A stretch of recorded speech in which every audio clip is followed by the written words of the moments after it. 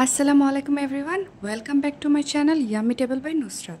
আজকে আমি আপনাদেরকে তৈরি করে দেখাবো চিজি হোয়াইট সস পাস্তা। তার জন্য প্রথমেই একটি প্যানে আমি 1 টেবিল স্পুন বাটার নিয়ে নিয়েছি। এখন বাটারটা মেল্ট হয়ে যাওয়া পর্যন্ত অপেক্ষা করব। বাটারটা মেল্ট হয়ে যাওয়ার পর এখানে আমি 1 টেবিল স্পুনের মতো ময়দা দিয়ে দিলাম। এখন ভালোভাবে মিক্স করে নিব।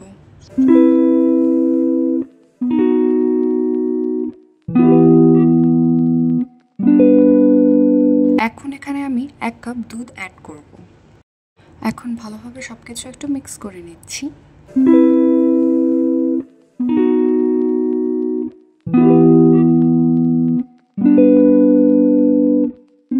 মিশ্রণটি ঘন হয়ে এলে এখানে আমি 1/2 কাপ চিজ অ্যাড করে দেব।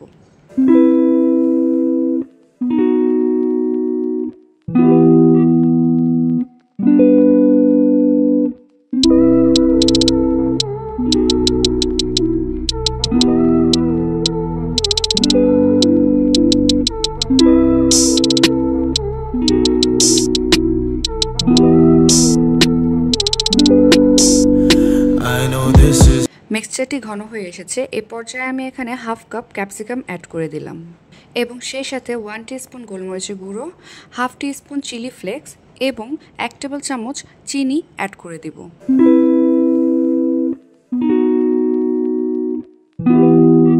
সব কিছু ভালোভাবে মিক্স করে নিব। মিক্স করা হয়ে গেলে এখানে আমি সেদ্ধ করা পাস্তা দিয়ে দিলাম। পাস্তাগুলো মিশ্রণের সাথে ভালোভাবে নেড়েচেড়ে মিক্স করে নিচ্ছি।